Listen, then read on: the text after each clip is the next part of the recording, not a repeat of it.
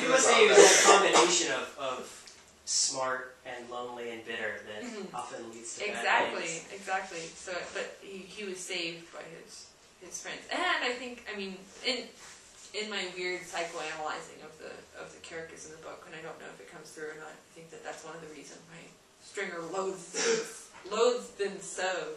That's surprisingly difficult to say. Because they have a group? Because they... A support group? Yeah, because they have a support group and they're still young and filled with potential and stuff. I find Stringer's speech is particularly hilarious. He obviously, read The Fountainhead or something in high school. It's true. Yeah, it's traditional wisdom, or traditional wisdom that they teach you in comic book school, like most of us went to. Especially talking about manganese and Japanese comics. You want your heroes, especially in kids' comics, to be kind of blank slates, so the reader can identify with them. But all these characters, Julian and Greta and Ben, are very specific and well-rounded down to the different types of bikes that they ride and all their different families and how big their families are and their parenting styles and what they do and their own personalities. Did you think about how specific that these characters were going to end up being? Or did you think about making anybody into a cipher that the reader can kind of glom their own personality onto?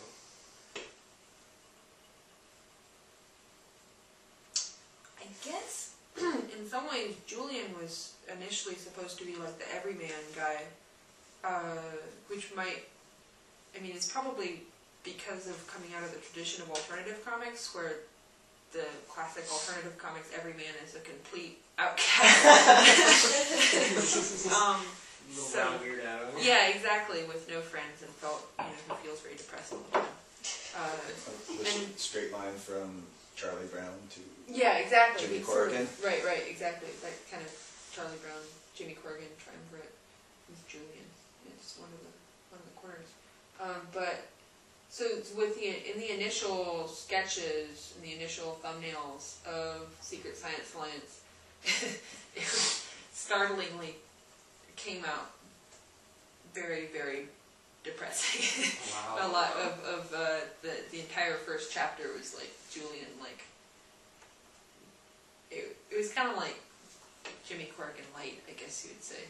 And I showed the initial thumbnails to Drew, and Drew was like, "Oh man, you gotta change this. This is awful." Well, I'm glad it turned out the way it is. It was just not I thought it just seemed a little bit depressing for kids. I mean, it was. I guess I was aiming at like an everyman sort of isolation character with Julian initially, and then he ended up just being a lot more goofy and fun.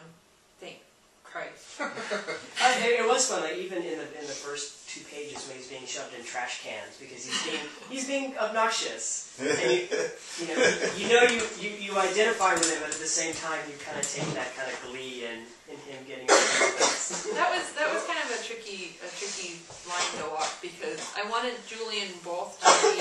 I wanted the reader to feel sorry for him, and also to basically understand why he was getting picked on. He really is kind of a brat. He's a sassy kid. If you're looking for someone to identify with, I think one of the advantages of having like an ensemble cast with that many details is that then you don't isolate anyone. Well, so a lot of people could like choose one or the other that they feel strongly with, and then and then imagine the others are their friends, I guess. Sassy friend. So I guess, Ben is pretty. If somebody's a mild person, then they could identify with Ben. If someone's a girl, they can identify with Ben. Girl. No. If someone might have to be a girl. Girl with character. Girl with fabulous eyebrows. Types. Oh, she does. The sassy one, the quiet one, the girl. It's true. So, science education in this country is pretty much in the pits. Do you have any message for kids to read this? Is this supposed to invigorate kids to get into real science, or is this just a fun story? I think both. I like science. I mean, I'm not very good at it, but I'm interested in it, and I always enjoyed it in school. And I guess the initial, there was a bunch of different stuff that was kind of swirling around in my head when I was kind of with the beginning seeds of the story, and definitely one of the things was that I feel like kids get, I feel like when grown-ups make media for kids, sometimes they try to get on their good side by like saying, hey kids, you hate school, right? Learning, that's really boring. You know? And that's just stupid. Learning's not boring. Especially not for kids. Like, just because they don't like to sit still the grown-ups and be talked at doesn't mean they don't like are, learning. Like, their little brains love learning. That's what they're built to do. It's like the grown-ups are succumbing to peer pressure from 6-year-olds. It's true. Or like some kind of warped version of what they think 6-year-olds are. And I don't know, and I think and I can understand because like a lot of you either have stuff that's like completely not about education at all, or you have like extremely not fun educational like pseudo edutainment or whatever. That when I was a kid, I hated that stuff. I could tell it was like a lie. Totally jive. It's a jive-ass lie. So I was hoping that Secret Science Alliance would maybe not be like educational in itself, but just be like, dudes, this stuff is cool. Come on, everybody does it. I've always thought that the title,